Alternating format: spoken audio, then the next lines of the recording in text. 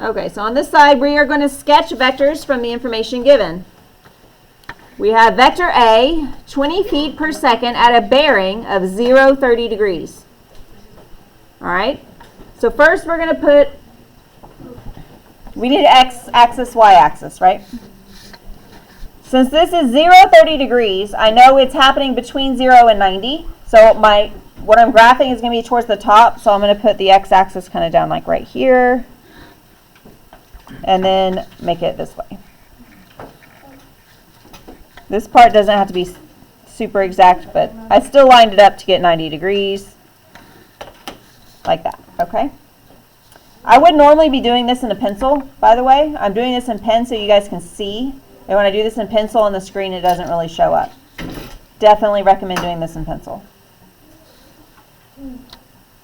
Okay, so we have 20 feet per second and a bearing of 0, 30 degrees. So we have the magnitude is the 20 feet per second. And the direction is 0, 30 degrees. So we know it's measured from north since it's a true bearing. So this would be north on top. So you can use your protractor going this direction where you line up the cross in the middle and get it centered. And you have to get the lines exact. Or if you want to, you can turn it this direction and do it this way. Again, you have to get the lines exact. So if you want it this way, then it starts at 0, and you can see 0, 10, 20, 30, 40, 50, 60, like that. Or some people like to always have it this way, and then line up the 90. It doesn't really matter. Just whatever you would prefer. I'm going to leave it like this since I already have it this way now. So I want bearing of 0, 30 degrees. So if I have it with a 90 on top, that's my 0. And I'm just going to count over 30 degrees clockwise. So that would be 10, 20, 30. Put a little dot there. And put a dot at my origin. And I'm not going to connect all the way. That's just where I had to put the dot because that's how big my protractor is. If I had a smaller protractor, it wouldn't be that far out. Put my pen on the dot. There we go. And then I'm just going to do about that long. That's fine. So this bearing gives me an angle right here of 30 degrees. And then I have the magnitude 20 feet per second. So you can put 20, or you can write feet per second. It doesn't matter to me really in the diagram if you label your units or not. If you want to, go ahead, but it gets a little bit crowded. So feet per second. But we have it right here that is feet per second. Okay, so I measured 30 degrees from north for my 0, 30. And the length is 20. I didn't need to actually measure my length in this one because I'm just sketching one, so I just sketched the one vector and I labeled it, and that's fine. So I'm going to do another one, number 2. It's another same thing, different problem. Vector Z is 30 miles per hour at a bearing of south 60 degrees west. So the magnitude is 30 miles per hour. And the bearing is my direction. And this is in a quadrant bearing notation. South 60 degrees west. So from south, I'm going to move towards the west. So I know I'm going to be in that quadrant in the bottom left. So I'm going to set up my x-axis for this one, kind of up here. And I'm going to set, I just use that information because I don't have a lot of space to narrow it down. So I'm just setting it up like that. There's north, there's south, this is east, this is west.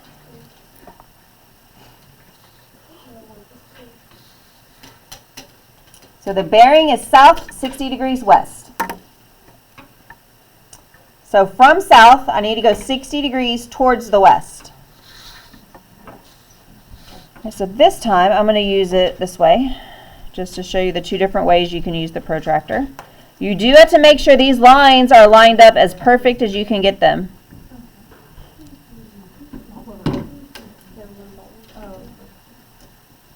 There, it looks about right. So this time, since south is here, that's my 0. And I'm going 60 degrees. So 10, 20, 30, 40, 50, 60 is right there. There's my 60 degrees towards the west. Put a dot there, line it up.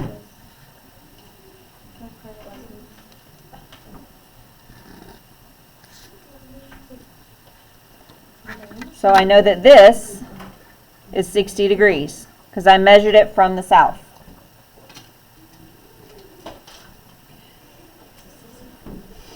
And then the magnitude is 30 miles per hour. So this magnitude, or the length of the vector, is 30 miles per hour. So, why should you draw the graph anyway? Just because of space. No, because it's south 60 degrees west, so I knew I was going to go down and to the left. Oh. So I was going to go south and west. This one I knew I was going to be north and east, in the northeast piece. Okay, that makes sense. If I had more space, I would have drawn all 4 quadrants. Okay, But that's what I was yeah, I just didn't have space. Okay, so the next part. Find the resultant of 2 vectors. And this is the part where you're going to use the graph paper.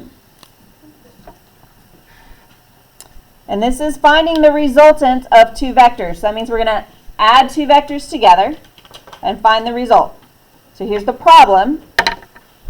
In an orienteering competition, Camilla walks north 50 degrees east for 120 feet. So that's a vector. Then walks 80 feet due east. How far and at what quadrant bearing is Camilla from her starting point? Okay, so there are 2 ways to do this. The first way is the way I'm going to show you. I don't know if it's first, second, whatever. But the other way, if I can find my paper, I'm going to show you why you should be happy for what you're doing. It could be way worse. Yeah, this one. Like if I wanted to do the same problem and get a very exact answer, the most exact answer I could get, I would go with this method, where I graph them and then I have to do law of cosines and then law of sines to get the exact to the decimal point.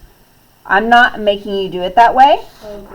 I'm going to let you do the graphing method, which is not as exact because of human error and the instrument error. But so you have to still be as exact as you can. You have to be very careful with this. Wait, how do you even use this like how do you do it? The line in the middle. How do you do that with this? I just How do you do like the random the degree? How do you know the degree? I'll do it slower whenever I do it on the graph paper. I'm going to do this what we're doing right now. So I've got these, and I'll do this one slower. So first I'm going to take my information from my problem and I'm going to put it on my graph paper so it's all in one spot. So this first vector that is north 50 degrees east, I'm going to write at the top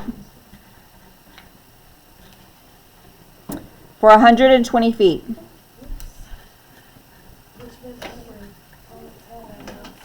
And then the second vector is due east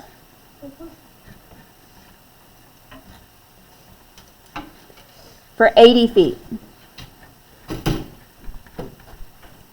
All right, so that's all of the information from the problem that I need to worry about at the moment.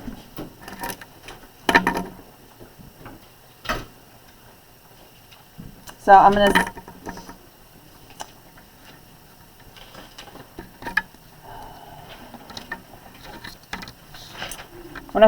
figure out where I want to put my X and Y axis or my north and south line, east-west line, I'm going to want my protractor to fit on the page.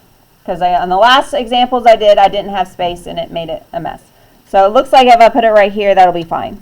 So right now I'm just going to do perpendicular lines for like basically an X and a Y axis. For a north-south line, just picking a line. And then perpendicular to that, I'm going to do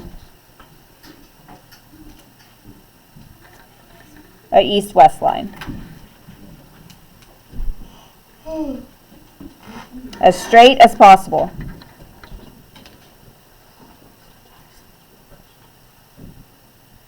Okay, so I want to put my first vector, north 50 degree east, on here, and it's going to have a length of 120 feet. Is 120 feet going to fit on my paper? No, I can't do that. So I need to scale it down. So this is going to be a scaled down representation of what happened, okay? So over to the side, before I do any of the graphing of the angles, I'm going to take the 120 feet. Oh, I'm going to decide on a scale factor.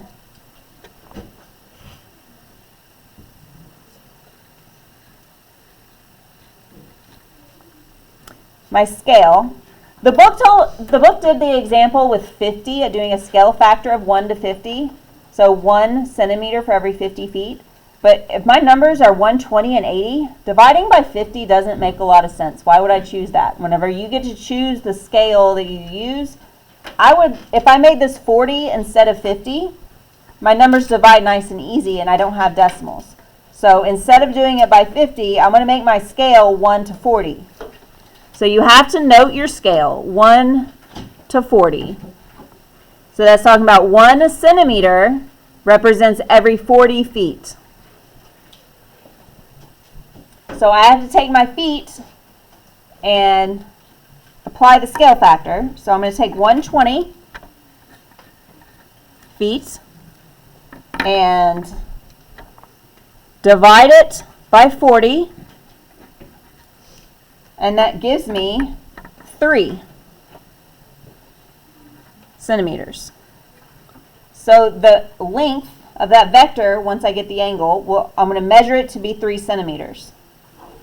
And then I'm going to take my 80 feet and I'm going to divide that by 40.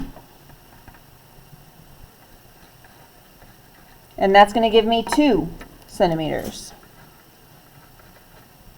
So 80 feet will be represented by 2 centimeters. All right, so now I have everything ready to go. So I start at my origin. I'm going to start with this one, north 50 degrees east. So from north, I'm going to go 50 degrees towards the east. Just remember, this is north, south, that's east, and west.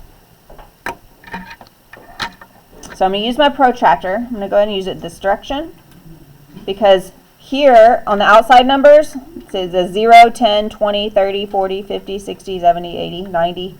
It counts like that. Or if you just want to do it from 90, you can do that too. It really doesn't matter. And then just count the tens. However you would prefer. So I think it might be easier to see if I do it this way. So that the north is lined up with 0, right? So that's the beginning of my numbers on the outside. It starts at 0. I want to go 50 degrees towards the east.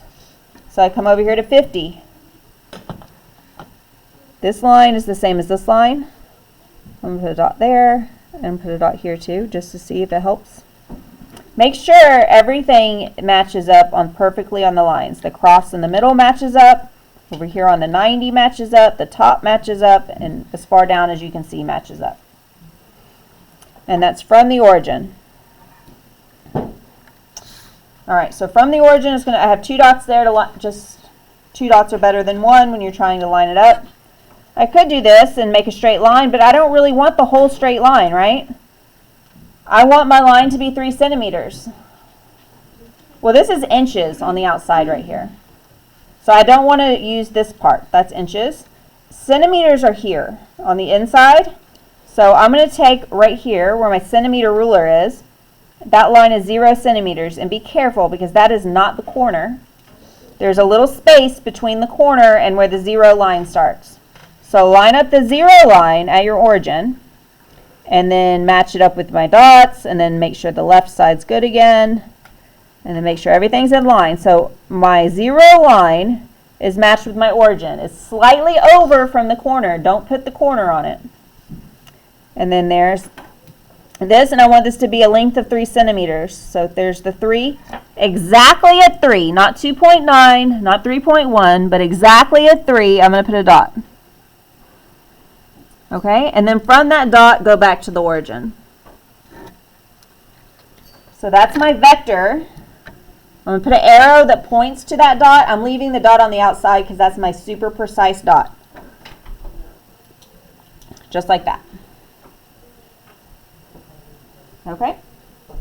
And this, I can mark this as 50 degrees if I wanted to. And this length is 3 centimeters.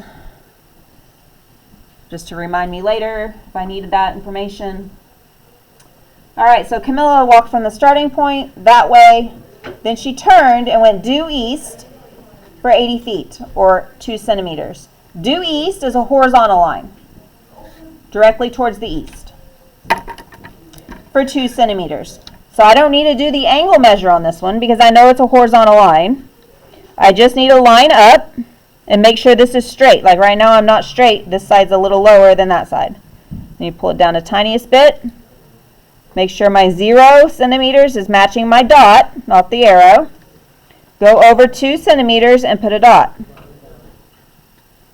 And then connect it back. And then put my arrow, showing the direction that she walked. So this is 2 centimeters. So now the resultant vector is that the end point is the distance from the very beginning to the very end. So if I had more vectors, I could keep adding them on to where the last one stopped. And then the resultant, like it could have been like maybe ended up over here. It's just from there to my point. But right now it's there. So I'm still using the centimeter side because I need to know how long this is. But I'm going to line it up. Line it up. So my 0 centimeters is at the origin, and then here's the other dot. That's 4, 4.5, 4.6, 4.7. That dot is at 4.7, and then connect it. The arrow is also going to that dot. I measured this to be 4.7 centimeters. So this question asked, how far and what quadrant bearing is this line? I forgot the wording. Is Camilla from her starting point? Well, 4.7 centimeters. She's not really 4.7 centimeters, right? We have to take 4.7 centimeters, apply the conversion factor in the other direction. So we want to multiply it by 40. So it's going to give me 188 feet.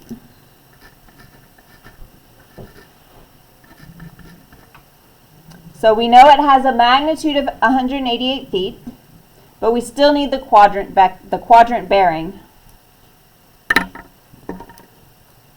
which is from north. Well, okay, so the quadrant bearing we have to say, is it closer to north or south? Well, since we're up here, it's closer to north. So this is going to be a northeast bearing, because we're over here. North, how many degrees east?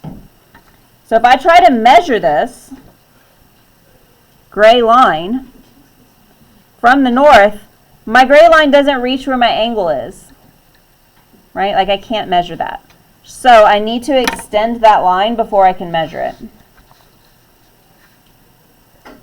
I'm not going to connect it because I do want to see where this one ends. I just need some more line going out that way. And you need to make sure you get it straight. So I left the break, but this is my extended line so I can see what I'm measuring. Since I decided I want to measure from 0, I'm putting the 0 up at the top, measuring from north to that line. This center dot needs to go at my origin. Make sure everything's lined up nice and neat. And then it rotates around. That's 10, 20, 30, 40, 50, 60. It looks like, and that's 5. It looks like 65 degrees. So that, to right there. Does everyone see that's 65 degrees and agree with that? So if I was just measuring by tens, I could use the inside lines. But if I need more precise than that, I have to use the outside lines. All right, so this measurement, to mark it properly on, ooh, I ran out of space, would be like that, would be 65 degrees. So 188 feet, north, 65 degrees east. That is the answer to this question.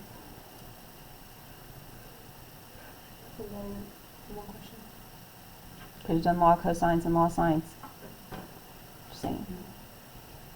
When are the chest grades going out? After they're graded. Is this the unit that we have a No. All right, we have one more problem to do. All right, last one. Number 2 at the bottom.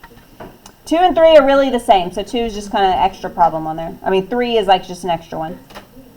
It says Heather is pushing the handle of a lawnmower with a force of 450 newtons at an angle of 56 degrees with the ground. Draw a diagram that shows the resolution of this force into its rectangular components. So to resolve a force into rectangular components, or the resolution is another key word, rectangular components are x's and y's. So whenever you graph something on an xy, that's on a rectangular plane. When I read through this at first, it just sounds like a bunch of stuff, right? But I do understand what it means for someone to be pushing a lawnmower and mowing the grass. That makes sense. So I'm going to do a quick sketch of the picture that I get from someone mowing the grass. It's going to be terrible because I'm not a very good artist, but it doesn't matter.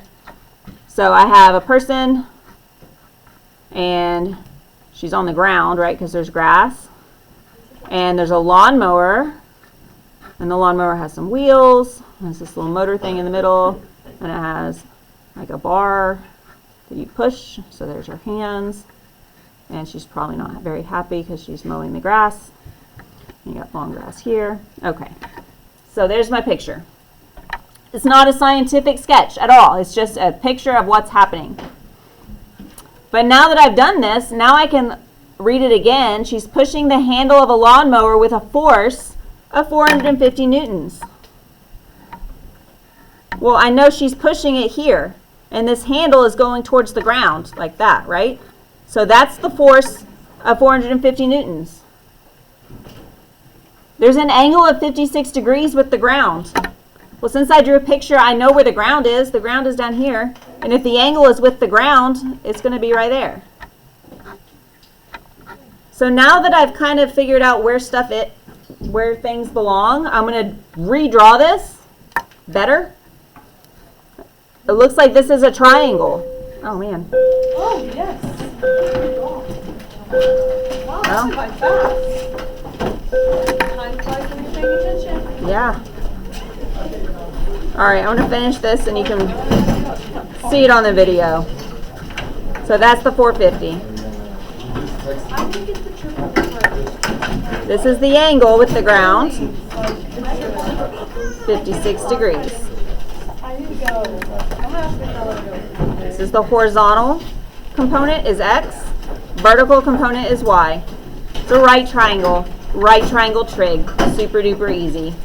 So to find x, we would do the cosine of 56 degrees equals x over 450. Is it? Okay, to finish this problem, so once we set up for the horizontal x component, using cosine, because cosine and x go together, we have cosine 56 degrees equals x over 450. So to solve for x, we have 450 times cosine 56 degrees. And as long as you're in degree mode, you just type it in the calculator and get that x equals 251.64. And that gives the horizontal piece, because we're breaking this into rectangular components, horizontal and vertical. So then the vertical component is y, and to find y, we use sine. So sine of 56 degrees equals y over 450. So 450 sine 56 equals y. So y equals 373.07. And then the last problem is just like this problem.